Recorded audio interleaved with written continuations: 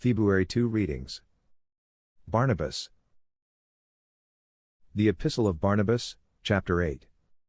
The red heifer, a type of Christ.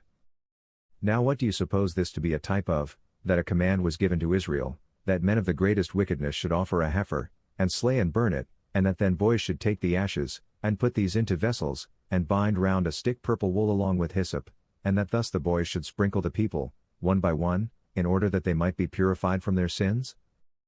Consider how he speaks to you with simplicity. The calf is Jesus, the sinful man offering it are those who led him to the slaughter. But now the men are no longer guilty, are no longer regarded as sinners.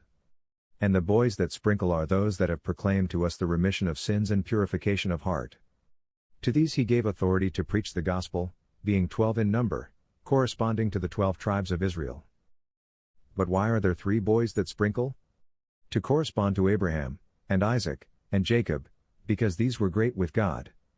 And why was the wool placed upon the wood? Because by wood Jesus holds his kingdom, so that, through the cross, those believing on him shall live forever. But why was hyssop joined with the wool? Because in his kingdom the days will be evil and polluted in which we shall be saved, and, because he who suffers in body is cured through the cleansing efficacy of hyssop. And on this account the things which stand thus are clear to us, but obscure to them, because they did not hear the voice of the Lord. Augustine. Confessions, Book 2, chapters 4-5, 9-11. The sin of theft and the desire for evil. Theft is punished by thy law, O Lord, and by the law written in men's hearts, which iniquity itself cannot blot out. For what thief will suffer a thief? Even a rich thief will not suffer him who is driven to it by want. Yet had I a desire to commit robbery, and did so, compelled neither by hunger nor poverty, but through a distaste for well-doing and a lustiness of iniquity. I pilfered that of which I had already sufficient, and much better.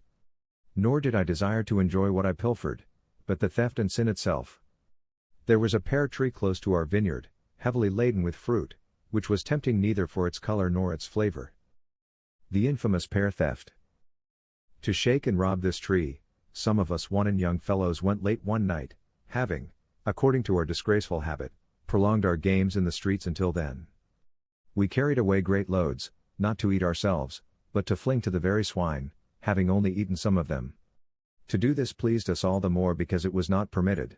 Behold my heart, O my God, behold my heart, which thou hadst pity upon when in the bottomless pit. Behold now, let my heart tell thee what it was seeking there, that I should be gratuitously wanton, having no inducement to evil but the evil itself. Sin for sin's sake. It was foul, and I loved it. I loved to perish. I loved my own error, not that for which I erred, but the error itself. Base soul, falling from thy firmament to utter destruction, not seeking aught through the shame but the shame itself. The motives behind sin. Confessions, Book 2, chapter 5. The appeal of earthly goods. There is a desirableness in all beautiful bodies, and in gold, silver, and all things. In bodily contact, sympathy is powerful, and each sense has its proper adaptation of body. Worldly honor has also its glory, and the power of command and of overcoming, whence proceeds also the desire for revenge. Yet to acquire all these, we must not depart from thee, O Lord, nor deviate from thy law. The life we live here has its peculiar attractiveness through a certain measure of comeliness of its own and harmony with all things here below. The friendships of men also are endeared by a sweet bond in the oneness of many souls. The preference for lesser goods over God. On account of all these, and such as these, sin is committed, while through an inordinate preference for these goods of a lower kind, the better and higher are neglected, even thou, our Lord God, thy truth, and thy law. These meaner things have their delights, but not like unto my God, who hath created all things, for in him doth the righteous delight, and he is the sweetness of the upright in heart. Why do people sin? When we inquire why a crime was committed, we do not believe it unless it appears that there was the wish to obtain some of those lesser things, or else a fear of losing them. For truly, they are beautiful and comely, although in comparison with those higher and celestial goods, they are abject and contemptible. A man hath murdered another, what was his motive? He desired his wife or his estate, or would steal to support himself, or he was afraid of losing something of the kind by him, or, being injured, he was burning to be revenged. Would he commit murder without a motive, taking delight simply in the act of murder? Sin's hidden motives. Who would credit it? For as for that savage and brutal man, of whom it is declared that he was gratuitously wicked and cruel, there is yet a motive assigned. Lest through idleness, he says, hand or heart should grow inactive. And to what purpose? Even that, having once got possession of the city through that practice of wickedness, he might attain honors, empire, and wealth, and be exempt from the fear of the laws, and his difficult circumstances from the needs of his family, and the consciousness of his own wickedness. So it seems that even Catiline himself loved not his own villainies, but something else, which gave him the motive for committing them. Aquinas Summa Theologica, Part 1, Question 13, Article 1. Whether a name can be given to God. Objection.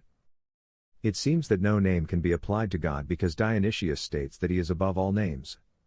Furthermore, names signify what a thing is, but since God's essence is beyond human comprehension, it follows that no name can properly express him. I answer that, although no name fully expresses God's infinite essence, we can still name him according to our way of understanding. Since we know God through his effects in creation, we apply names to him based on those effects. For example, we call him wise and good because we see wisdom and goodness in the world, which originate from him. However, these names do not apply to God in the same way they apply to creatures. In creatures, names denote a specific essence that is distinct from their existence. But in God, there is no distinction between what he is and that he is. Thus, every name we give to God is imperfect, yet still meaningful. Dionysius states that God is above all names because no name can capture his infinite nature.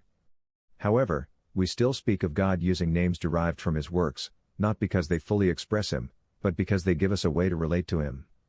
Therefore, while our language is inadequate, it is not entirely useless, as it reflects true aspects of God's nature, albeit in a limited way. Summary. Aquinas explains that while no human name can fully express God's essence, we can still name him based on how we know him, through his effects in creation. Though God is beyond all names, terms like good, wise, and being can be truly applied to him, albeit in an analogical and imperfect manner. These names do not capture God's essence as they do for creatures, but they do reflect his divine attributes in a way proportional to our understanding.